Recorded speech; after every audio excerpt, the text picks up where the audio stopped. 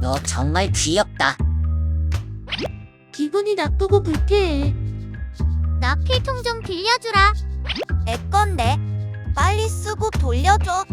안 돌려줄 건데. 나가고 싶어. 나 좀 꺼내줘.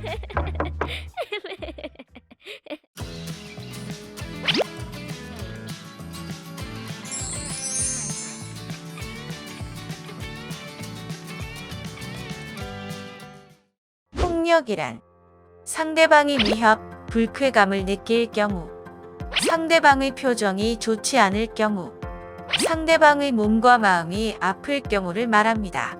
신체 폭력이란 무엇일까요? 상해, 폭행, 신체를 손, 발로 때리는 등 고통을 가하는 행동. 감금, 상대방이 원하지 않는데 일정한 장소에서 쉽게 나오지 못하도록 하는 행동. 약취, 상대방을 때리거나 협박함으로써 본인의 말을 따르게 하는 행동.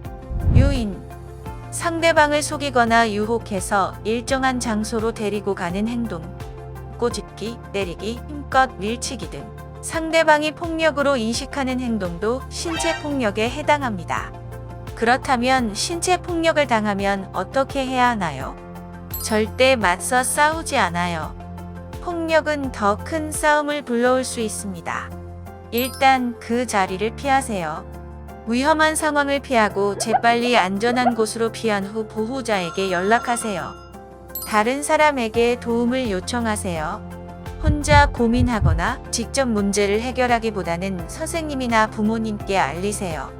또는 117 학교 전담 경찰관 등 도움을 받을 수 있는 기관에 신고하세요. 신고 방법: 기록하기.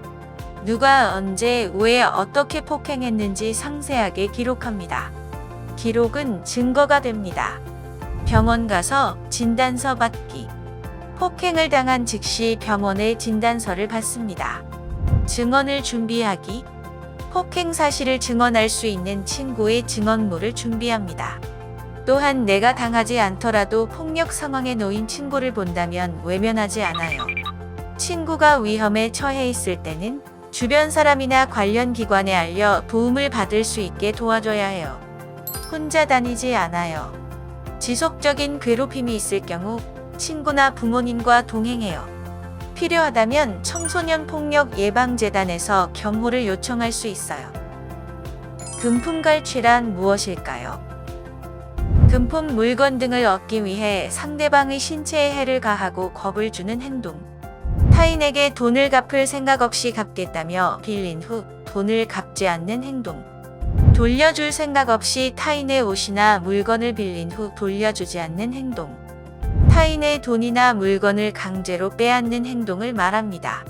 최근에는 명품을 매개로 한 갈취가 주로 일어나고 있는데요. 민수의 이야기를 들어볼까요? 민수는 부모님이 사주신 인기 브랜드의 옷을 입고 학교에 갔어요. 이를 본 같은 반 친구가 다가오더니 이 옷을 다시 팔면 돈을 벌 수 있다며 중고 사이트에 판매를 요구했어요. 민수가 요구를 거절하자 같은 반 친구는 민수를 때리고 괴롭혔어요. 점점 강도가 심해지는 괴롭힘에 민수는 결국 옷을 중고 사이트에 판매했어요. 옷을 팔고 남은 돈은 그 친구 손에 들어갔어요. 이러한 협박을 통한 갈취는 단순한 학교 폭력을 넘어서 형사 처벌을 받을 수 있습니다.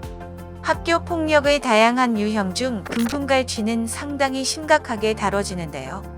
형법상의 처벌, 학폭위, 징계, 민사상의 손해배상이 이뤄질 수 있습니다. 그렇다면 상대방이 금품을 빌려달라고 강요할 때 어떻게 대처해야 할까요? 자리를 피하세요. 금품이 지금 없고 부모님께 말씀드리고 빌려주겠다고 하여 그 자리를 피하세요. 도움을 요청하세요. 계속해서 강요하면 부모님 또는 선생님께 즉시 알리세요. 귀중품은 집에 둬요. 비싼 물건은 집에 두고 다니고 소지품이나 돈을 자랑하지 않아요. 그렇다면 신체폭력, 금품갈취와 같은 학교 폭력을 예방하기 위한 방법을 알아볼까요? 입장을 바꿔서 생각해보기.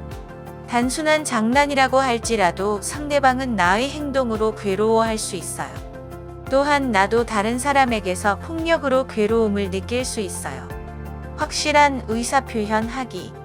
폭력을 예방하기 위해서는 가벼운 놀림이나 조롱에 대해서 싫다라는 의사표현을 할 줄 알아야 해요.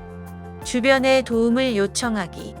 장난이 지속되거나 지나친 경우에는 반드시 부모님, 선생님 등 도움을 받을 수 있는 사람에게 알리고 신고하세요.